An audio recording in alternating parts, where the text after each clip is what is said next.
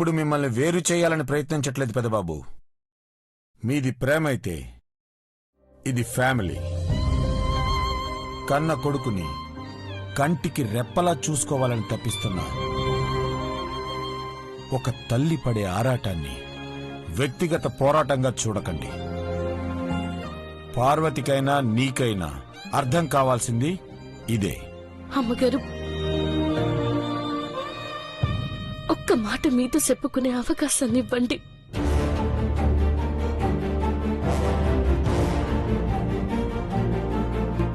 నా దేవుడు నన్ను ఒక్కేసే క్షణం వస్తే అప్పుడు నా సావు కూడా వచ్చుంటాదని అర్థం చేసుకోండి. పార్వతి, చెప్పనివ్వండి పెదబాబు గారు. అమ్మగారు అయ్యగారు ఎదురుగా ఉన్నప్పుడు చెప్తేనే మంచిది. లేదంటే కొంతమంది ఇదే విషయాన్ని కిసంగా సూయిస్తారు. ఎవరంటున్నావే? కరెక్ట్ గా చెప్పు. ఖచ్చితంగా చెప్తాను.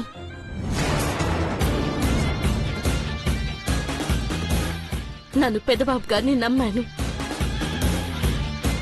ఆయన ఏడుంటే ఆడనే ఉంటాను.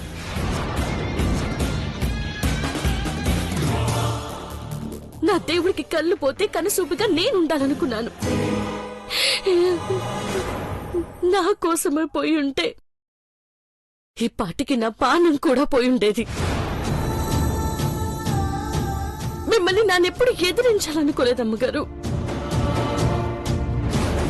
నన్ను కంపెనీ నడుపుతున్నానంటే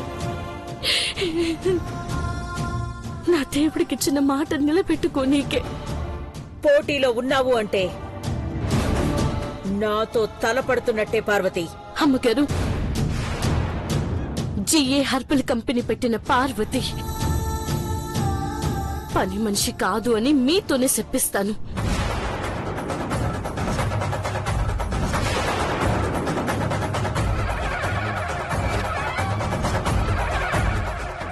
ఎంత పొగరు చూసావాక్క? ఇది పొగరు కాదు చిన్నమ్మగారు. నెల రోజుల్లో అమ్మగారు నన్ను మెచ్చుకునేటట్టు చేస్తాను. చూస్తా ఉండండి. నువ్వు పెద్ద బిజినెస్ మ్యాగ్నెట్. మరి అక్క నిన్ను నెల రోజుల్లో మెచ్చుకోకపోతే అప్పుడేం చేస్తావు? అమ్మగారు ఏం చెప్పినా కాదనకుండా చేస్తాను. పార్వతి, ఎందుకిలా? ఐశ్వర్య, పార్వతి మీద నాకు నమ్మకముంది. అన్నమాట నిలబెట్టుకుంటుంది. అమ్మా, నీ పెద్ద కొడలు పార్వతి గెలుస్తుంది.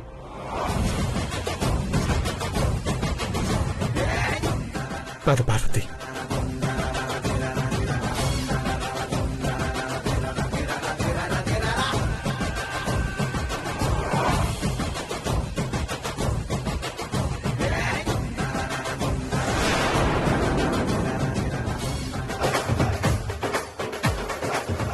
నీలమ్మా!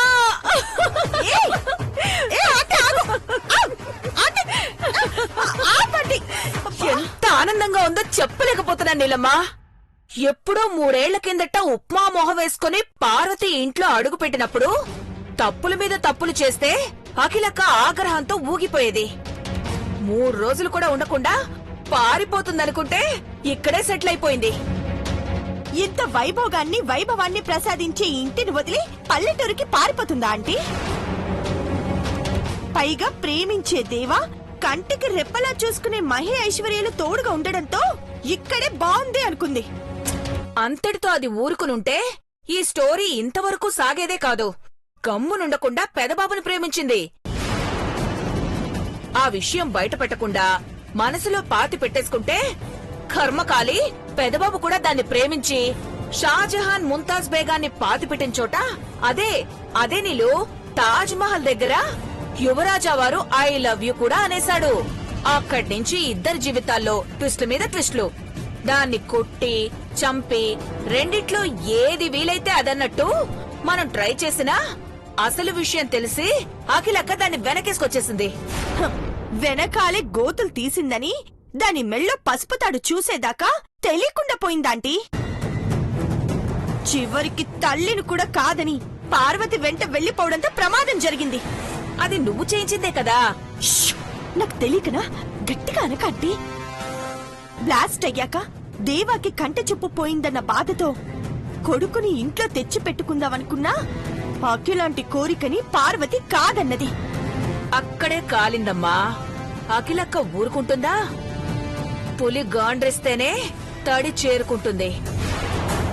అలాంటిది పంజాతో కొడితే ఎలా ఉంటుందో ఇప్పుడు పార్వతికి తెలిసొస్తుంది. దానికి చావు దెబ్బ పడాలంటే పడినట్టే. ఈ శుభ సందర్భంలో పాయసం చేసి అఖిలక్క బావగారి నోళ్లను తీపి చేద్దాం. మంట చల్లార్చిన వాళ్ళమవుతాం. మరి నాకు రాదుగా. మై హూనా ఆవో.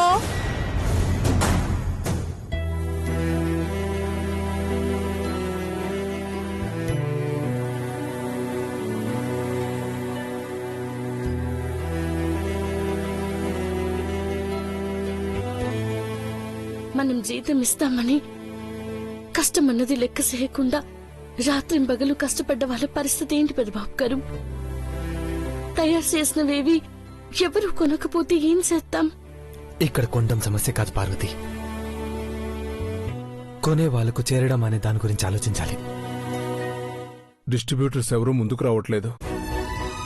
ధైర్యం చేస్తే అఖిలాండేశ్వరి మేడం ఆగ్రహానికి గురవుతారని భయపడుతున్నారు. అమ్మిలా చేస్తుందనుకోలేదు.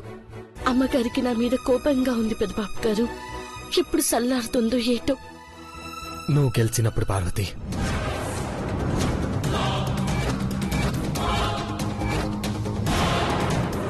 నేను చెప్పేది అర్థమవుతుందా పార్వతి? నువ్వు అమ్మతో పోటీకి దిగి గెలిచినప్పుడు మాత్రమే అమ్మ సంతోషపడుతుంది, కోపం చల్లారిపోతుంది. నాకు గెలవడం, అమ్మగారు ఓడిపోవడమా? వద్దు పెద్దబాబు గారు, అంటే సరికొద్దు. పార్వతి సాధిస్తే మేడం ఊరుకుంటారా సార్? హ్యాపీగా ఫీల్ అవుతారని రివర్స్లో చెప్తున్నారు మీరు. శేఖర్, అమ్మ మనసు గురించి నాకు బాగా తెలుసు. రక్తపాతాలు ఇష్టపడదు, కానీ ఎదగడానికి రంగంలోకి దిగి యుద్ధాన్ని ఇష్టపడుతుంది. ఒక రకంగా ఇలా జరగడం కూడా మంచిదే అనుకోవాలి. డిస్ట్రిబ్యూటర్స్ మన ప్రొడక్ట్స్ ని సప్లై చేయకపోవడం ఎలా మంచిదవుతుంది సార్? ప్రతి ప్రోడక్ట్ మీద వాళ్ళకి 30% కమిషన్ ఇస్తారు ఎవరైనా. అంటే 10 రూపాయల రేటున్న టూత్ పేస్ట్ ను 3 రూపాయలు డిస్ట్రిబ్యూటర్స్ కు, 2 రూపాయలు ఏజెన్సీకి, ఇంకో 2 రూపాయలు అడ్వర్టైజ్మెంట్స్ కోసమని లెక్క కడతారు. అంటే వాస్తవానికి దాని ధర కేవలం 3 రూపాయలే. కస్టమర్ 10 రూపాయలు పెట్టుకుంటారు. పెద్ద కంపెనీలు వినియోగదారులను మభ్యపెట్టి లాభాలను దండుకుంటాయి. అంతెందుకు శేఖర్, రైతు పండించిన టమాటాలకు ధర లేక 1 రూపాయి కిలో కూడా అమ్ముకోలేక మార్కెట్లో వదిలేసి వెళ్ళిపోతున్నారు. కానీ మధ్యలో ఉండే దళారీలు ఏం చేస్తున్నారు? ఛార్జీలని, కమిషన్లని చెప్పి బజార్లో 10 రూపాయలకి కిలో అమ్ముతున్నారు. పండించేవాడు పస్తులుంటే, తినాల్సిన వాడు రేటు పెట్టుకుంటే మధ్యలుండే ఏజెంట్లు డబ్బులు పోగేసుకుంటున్నారు. ఆ దళారీ వ్యవస్థను కంట్రోల్లో పెట్టాలంటే, ఆ మోసాన్ని అరికట్టాలంటే ఇప్పుడే మంచి అవకాశం. ఏం చేయాలనుకుంటున్నారు పెద్దబాబు గారు? డిస్ట్రిబ్యూటర్స్ కి అంత కమిషన్ ఇవ్వడం అనవసరం. ఇస్తామన్న రాలేని పొజిషన్లో వాళ్ళున్నారు. అందుకే ఉద్యోగం లేక, పని దొరక్క ఖాళీగా ఉండే యూత్కి మనం ఉపాధి కల్పిద్దాం. ప్రస్తుతానికి 1000 మంది మన ప్రోడక్ట్ సప్లై చేయగలిగే వాళ్ళు కావాలని పేపర్లో యాడ్ ఇవ్వండి శేఖర్. ఎస్ సార్, ఈవినింగ్ పేపర్కి యాడ్ వచ్చేస్తుంది. వినియోగదారుడికి మన ప్రోడక్ట్ డైరెక్ట్గా అందేలా చేసి రేటు సగానికి తగ్గేలా చేద్దాం. క్వాలిటీలో రాజీ పడకండి. మనం గెలిచామంటే నాణ్యత మీద, నైపుణ్యం మీద, ముఖ్యంగా నిజాయితీ మీదే అని గుర్తుపెట్టుకోండి. తప్పకుండా సార్. పెద్దబాబు గారు, మీ మాటలు వింటుంటే ఎక్కడ లేని ధైర్యం వచ్చినాది. మీరుంటే చాలు పెద్దబాబు గారు, ఏదైనా సాధిస్తాను. సార్, ధర్మయుద్ధంలో గెలుపు మనదే. గెలవాలి, గెలిచి తీరాలి.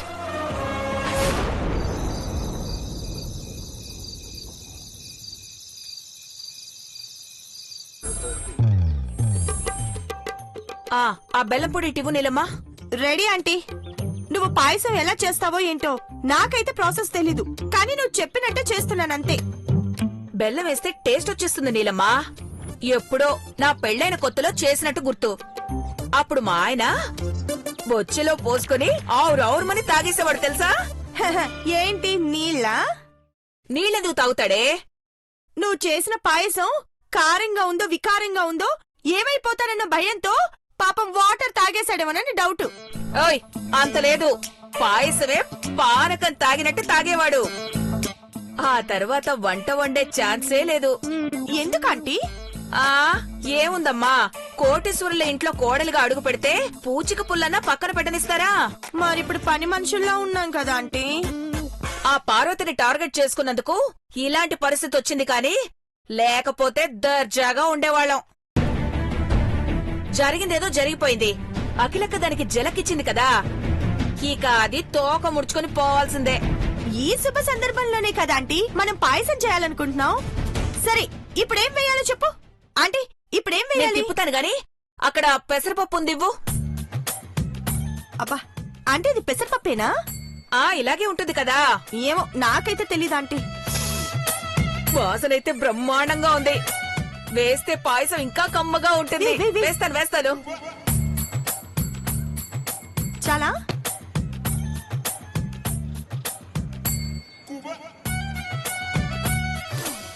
ఆహా, స్మెల్ అయితే బాగుందంటీ.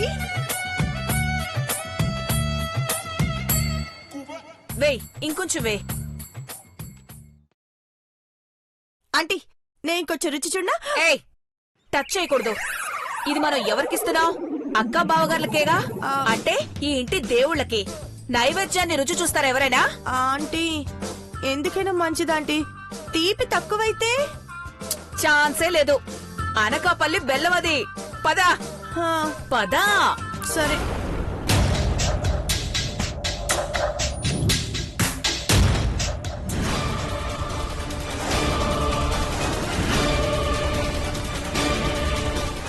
అఖిల, ఒకసారి ఇది చూడు.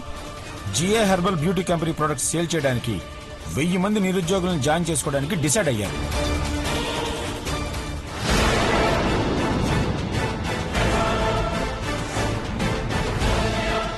డిస్ట్రిబ్యూటర్స్ పార్వతి కంపెనీ ప్రోడక్ట్ ని మార్కెట్లోకి వెళ్లకుండా వాళ్ళు అడ్డుకున్నందుకు ఇలా ఆలోచించుంటారు.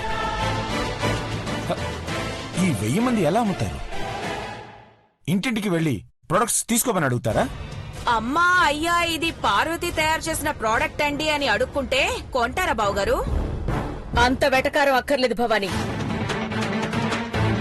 రామోజీరావు గారు కూడా సైకిల్ మీద పచ్చళ్లు పెట్టుకుని ఇంటింటికి తిరిగి అమ్మారు. ఈరోజు దేశం గర్వించదగ్గ వ్యాపారవేత్త అయ్యారు. ఆ మహానుభావుడెక్కడా? ఈ మేగోటి పార్వతి ఎక్కడా? తీసుకోండక్కా. ఏంటది? అలా గుడ్లప్పగించి చూడకుండా విషయం అంతా చెప్పొచ్చు కదా నీలమ్మా. ఆంటీ మేమిద్దరం కలిసి పాయసం చేశాం. ఎందుకు ఏంటని కూడా అక్క అడగాల, అది కూడా చెప్పు. ఆ, అదే ఆంటీ, పార్వతి ఎదగకుండా మీరు డిస్ట్రిబ్యూటర్స్ ని కట్టడి చేశారు కదా. కొట్టడి చేశారు ముట్టడి చేశారని చెప్తే ఏమర్థం అవుతుంది? నాకర్థమైంది. ఇది ఎందుకు చేశారో అని అడుగుతున్నాను. ఫెస్టివల్ అక్క, పండగ చేసుకోవాలి కదా బావుగారు. మిమ్మల్ని ఎదిరించిన ఆ పార్వతిని చావుదెబ్బ కొట్టారన్న సంతోషంలో ఈ స్వీట్ చేశాం. నోరు తీపి చేసుకోండి.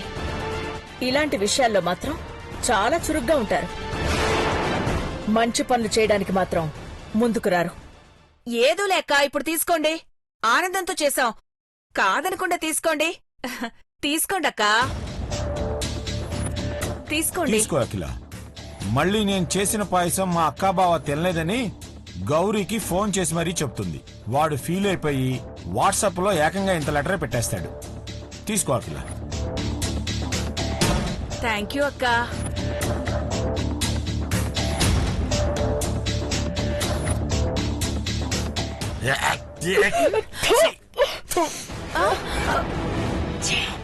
అంకుల్ తూ అన్నారు, ఆంటీ చీ అన్నారేంటి? ఏంటిది? పెసరపప్పు రవ్వ బెల్లంతో చేసిన పాయసం ఆంటీ. వెళ్ళి పెసరపప్పు డబ్బా తీసుకురా. అదే తేడా కొట్టిందేమో. ఒక్క నిమిషం అక్క. ఇదిగో అక్క.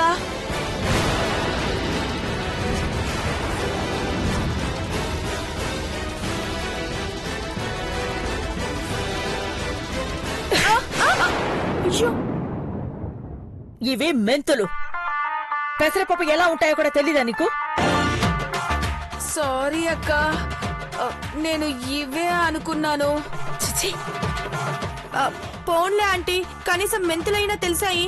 రా వెళ్దాం. కర్మ. వీళ్ళ గట్టమనేని ఇంటి కోడళ్ళు కర్మకిలా. వదిలేయండి. ఆలోచిస్తే మనకు కూడా మనశ్శాంతి లేకుండా పోతుంది. అఖిల, ఈ పేపర్ ప్రకటన గురించి ఏం ఆలోచించావు? ఈ 1000 మంది డిస్ట్రిబ్యూటర్స్ కాదు, వాళ్ళని ఆపలేం.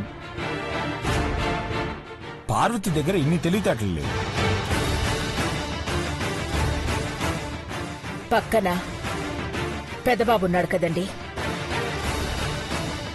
ముందు చూపున్నవాడు. భార్యని గెలిపించాలని చూస్తాడు. చూద్దాం ఎంతవరకు వెళ్తారో.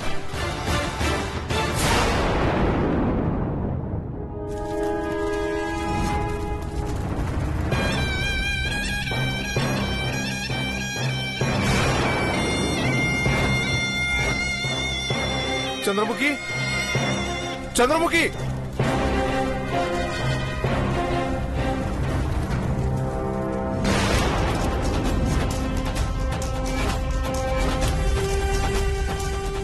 సార్. ఏమైంది శేఖర్? అటు చూడండి సార్.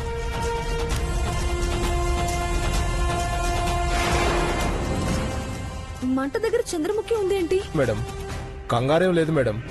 అక్కడ చంద్రముఖి నీలాంబరి ఫోటో మంటల్లో తగలబడుతుంటే కసిగా చూస్తూ ఉంది. అంటే నీలాంబర్ని ఖచ్చితంగా గుర్తుపడుతుంది. ఆ రాక్షస అందాల పోటీలకొస్తే చంద్రముఖి ప్రతీకారం తీర్చుకుంటుంది. కానీ ఆ నీలంబరి చంద్రముఖిని చూడకూడదు మహి. No problem. బొర్కా డ్రెస్ వేపిద్దాం. మొహానికి ఫేస్ ప్యాక్ వేస్తే చంద్రముఖి కూడా అందాల పోటీలో పాల్గొన్నట్టు ఉంటుంది. నీలాంబర్ని చూశాక మిగతా కథ నడపొచ్చు. Super idea Mahi. No problem. Shekhar sir. ఇక్కడికి అస్తమానం వచ్చిన పిన్ని వాళ్ళకి అనుమానం వస్తుంది. అందుకే ఇక్కడికి వచ్చేటప్పుడు 1-2 సార్లు చెక్ చేసుకోండి. Yes sir. నీలాంబరిని చంద్రముఖి గుర్తుపట్టాలనే ఇక్కడ తన ఫోటోలు పెట్టాను. చలిగా ఉందని చలిమంటలు వేసి పెట్టాను. తన ఫోటోను గుర్తుపట్టి చలిమంటలో వేసి తగలబెట్టిందంటే మనం అనుకున్న ప్లాన్ వర్కౌట్ అయినట్టే సార్. ఇప్పుడు అందాల పోటీలో నీలంబర్కి జాతర చేయాలి. జాతర కాదు బంగారం, దాని పాతర. సార్, ఓ రాక్షసిని చంపే అవకాశం వస్తే నాకు వదిలేయండి సార్.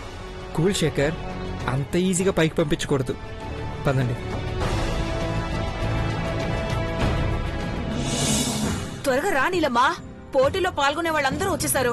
ఎక్కడ వాళ్ళు నాకన్నా అందంగా ఉన్నారా అని కొంచెం భయంగా ఉంది. నీళ్ళు, నువ్వు త్వరగా రమ్మంటే నిదానంగా వచ్చావు. అసలే లేట్ చేసేసావు. కంగారు పడకండి, రావాల్సిన వాళ్ళు ఇంకా రాలేదు కదా. పోటీ పడేవాళ్లు ఎప్పుడైనా వస్తారు. స్కూల్లో స్టూడెంట్స్ టైంకి రావాలి. టీచర్లు ముందు రారు. పార్వతి ఐశ్వర్యను వెంటేసుకుని మెల్లిగా వస్తుంది. ఎలాగైనా నేనే గెలవాలి నీలు. నగలు చీరలు దక్కించుకునే భాగ్యం అస్తమానం రాదు. నువ్వు తింగర్ వేషాలు వేసి పోటీని రోటి పచ్చడి చేయాలని చూడకు.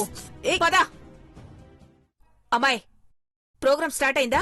ఇంకా మొదలవలేదండి, టైం ఉంది. సర్లే గాని నువ్వు నన్ను ఆంటీ అనుకో. ఏజ్ బార్ అయినట్టు కనిపిస్తున్నానా ఏంటి? ఆంటీ, నేనే నిన్ను ఆంటీ అని పిలుస్తున్నా. ఆ అమ్మాయి అందా? నువ్వు వరుస కాబట్టి అంటున్నావు. అదెవరో దారిని పోయే దానమ్మా. నన్ను అలా అంటుందేంటి అని. బా అతిగా మాట్లాడకంటీ, అందం ఆవిరైపోతుంది. అలాగా? అయితే 2 డౌట్లు అడుగుతా. ఫేస్ ప్యాక్ ఏది వాడాలి?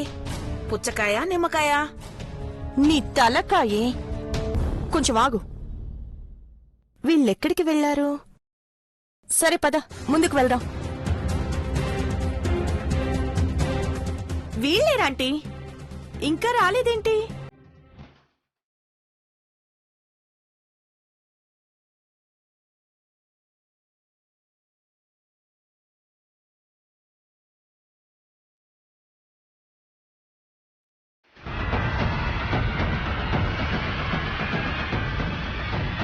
ఇక్కడెక్కడో కాదు నీలమ్మా, అటు చూడొస్తున్నారు.